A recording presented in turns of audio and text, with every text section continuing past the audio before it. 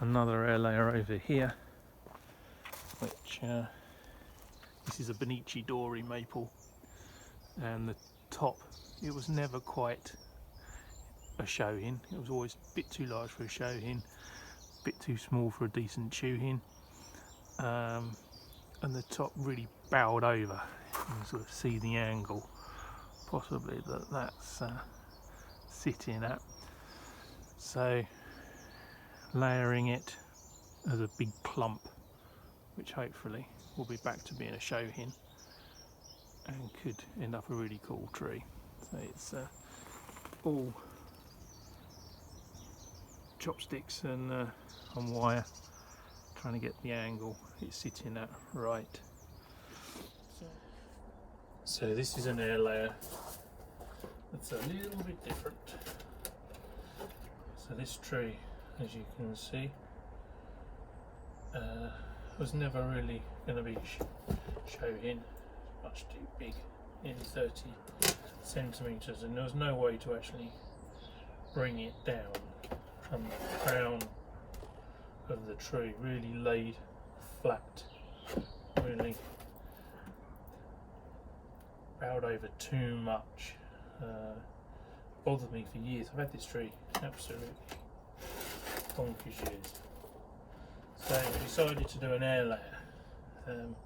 The difference with the air layer was that instead of ringing around the tree, we rang around one side of all the branches.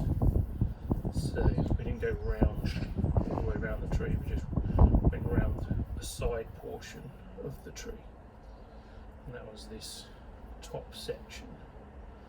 So a bit different. So as you can see from the underside, there's still a branch here, so we'll still get something out of the base. And actually, since we started the air layer, there's some buds have popped all the way over the bottoms, hopefully in getting it off. We won't knock those off. So I don't think there's a massive root in there. There's definitely root in there, but not masses, but enough to sustain it. So we'll have a look at getting it off and then see where we're at. Bit drastic. I couldn't actually get the saw in very well, so we're going to try and just do it with the grease and white.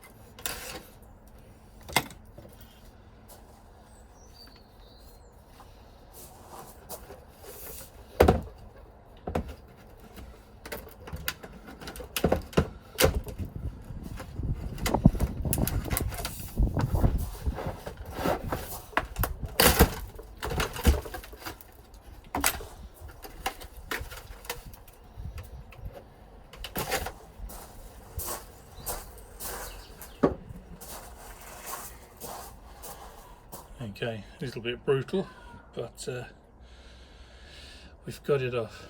So now we'll take it out, comb it out, and see see what we got. So we've got quite a lot of the moss out. We're going to need to nibble under there and get up. But you can see there's not a bad amount of root there.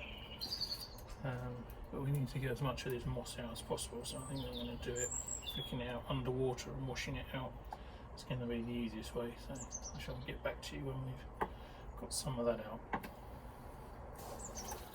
So we've got actually a really good root base, really good radial root base. There's one section, that's all, here, that looks like it has healed over.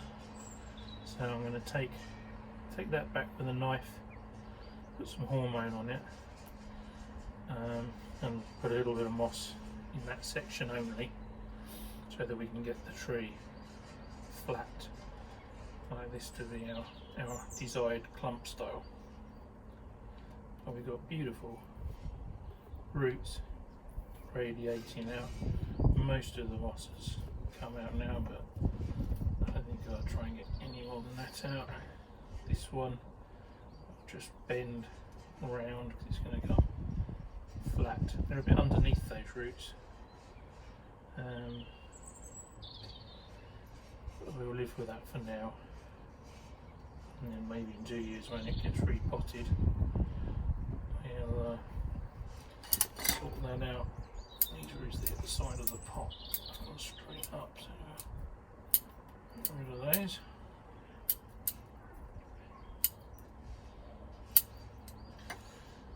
Okay, so next job,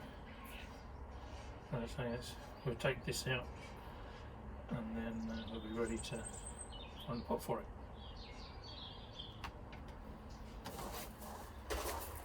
So we've taken out, exposed that section. I'm going to put some rooting hormone on there in a minute.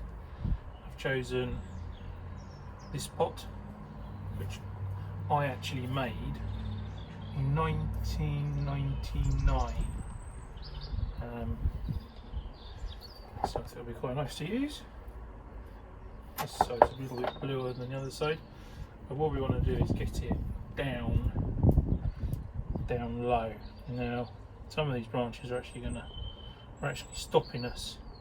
What I'm going to need to do is tie some of these just up a little bit for now, just to I don't want to just remove that one because it's drawing sap right next to where I want root.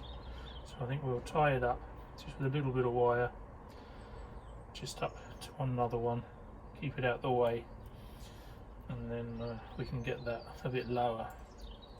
This one's a bit big. We may sacrifice all that lot, use this. We've still got all this, but that's too stiff, so I'll just prepare that and give it another wash off, and we'll prepare the pot.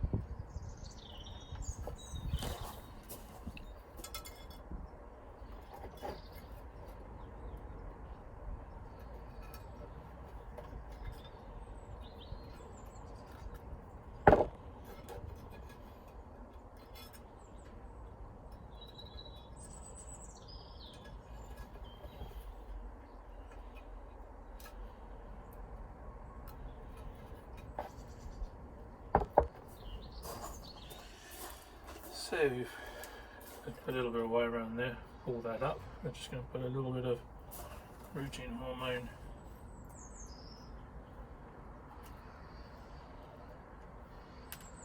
on there. I'll spread it all on there. Okay. And then we'll try and get it seated.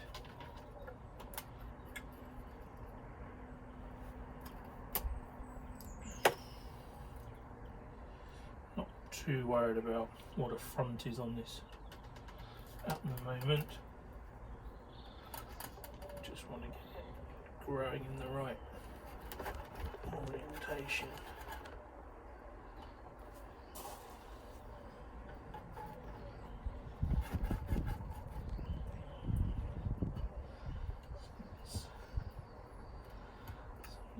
what we want.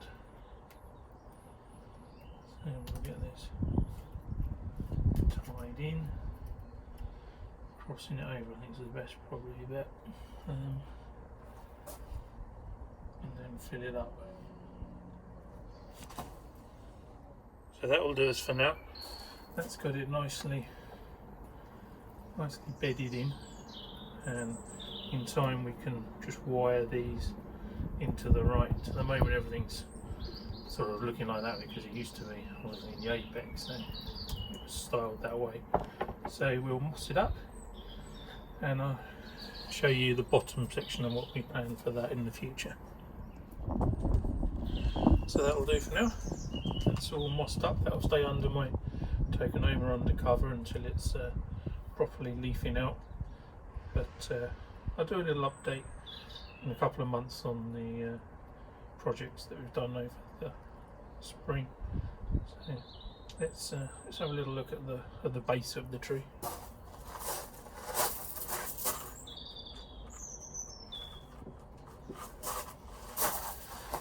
So this is what we're left with. Slightly mutilated top from taking it off. And these were dead anyway, where it didn't get much light under the air layer. But we've got buds here, and here. I did knock one off around the back somewhere. I remember having my hand on it somewhere here. But this has a really good nabari under there. That's a lovely nabari. So if we can get one of these to come out young and then we can wire it up, then we might be able to get something out of that. It's worth persevering because it's such a good base.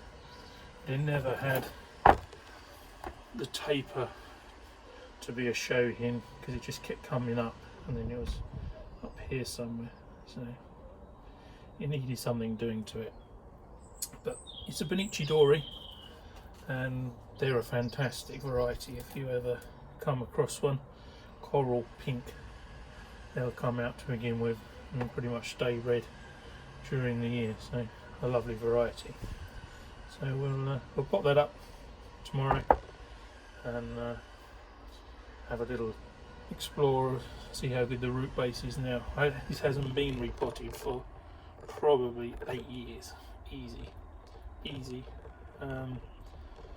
Just sort of fell out of love with it, but now we'll fall back in love and see if we can make a decent tree out of it.